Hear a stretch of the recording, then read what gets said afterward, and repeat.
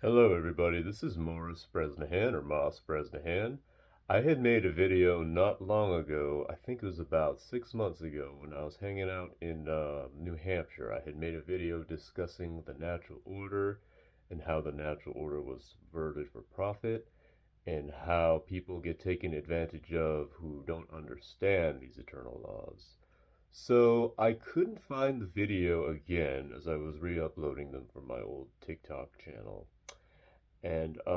But then I remembered, I decided, well, the video seemed a bit rushed. I'd made it when I was out hiking, and it just seemed like a bit forced. It was a nice scenery, but yeah, I definitely could have made it better, and that's probably why I couldn't find it. I probably deleted it because it just was not up to my standards.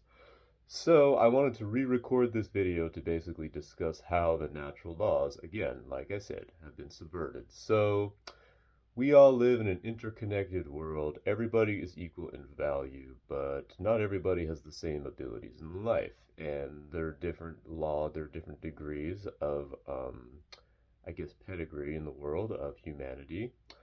And the thing is, we're all told that we live in this big egalitarian world where everybody is capable of the same thing. And this is just not true. This is just not within the basic laws of nature. Now, that's not saying that nobody's not good at anything, and that, I mean, everybody's good at something is the thing. Like, everybody is good at something, but we're conditioned in a state where we have to follow a certain narrative, and if you aren't good at this narrative, then you're done. It's like, that's it.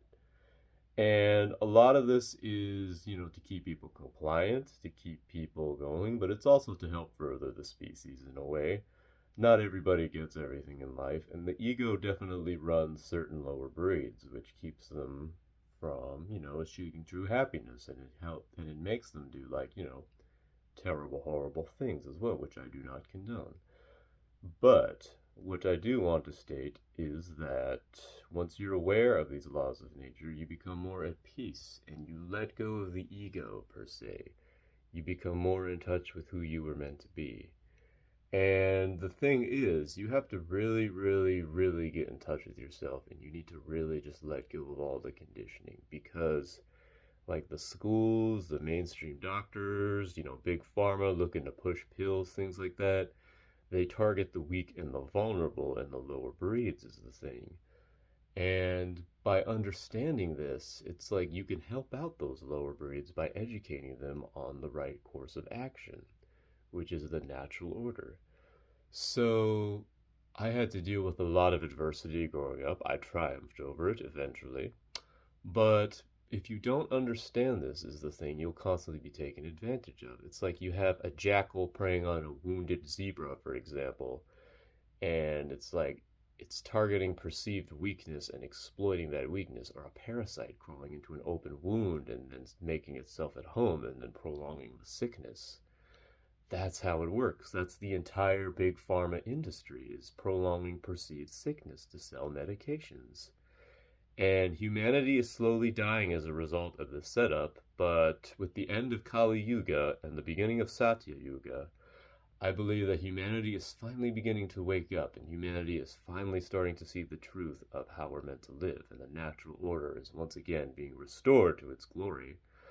So, with that in mind, if not everything goes well for you and you aren't the idealized, the retail version, one of my mentors, Owen, he talks about there are two forms of success you can achieve in the world, and that is the retail version and then the authentic version. And the authentic version you achieve when your chakras are fully aligned, and there is some material element to that. I'm not saying that you should reject the material world completely.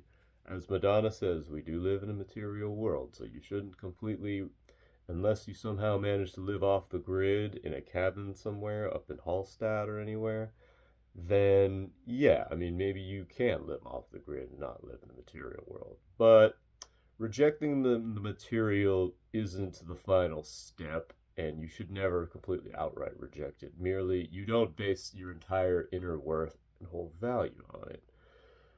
More so, it's more that you use the material to be in alignment with your higher spiritual purpose rather than I'm only chasing the material and what I see on TV is the only truth.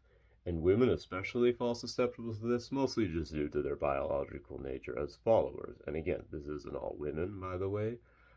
Many women have masculine qualities as well, and a lot of men have effeminate traits as well. So, carrying on, the key thing is to align the material desires with the higher spiritual self. And sometimes you may have to forget about the material world for a while so you can become in alignment with the spiritual world. And you may need to take time to do that, and that's okay, but to completely outright reject material in of itself isn't the final stage. But there can be times where you get in touch with your inner self as well. Now, I don't believe that procreation is necessary for all breeds of humanity. In fact, I think it can harm them as well. It can harm the greater species, I mean.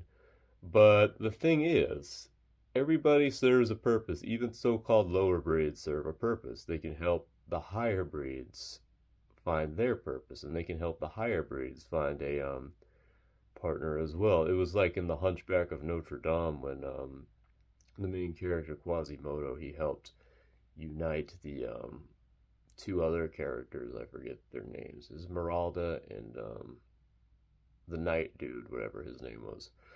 And yeah, so that was one example of that. I think they made a sequel or something. I don't know. I don't watch Disney sequels, but anyway, back to the point. The key thing is the lower breeds can be reincarnated into a higher breed once they fulfill their earthly purpose. As I truly and honestly believe in reincarnation, I think that those who serve their earthly purpose will eventually ascend to the higher spiritual realm, the next life.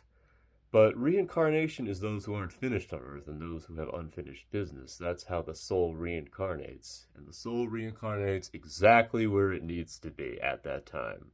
So never forget that. There are no accidents within the greater scheme of the universe.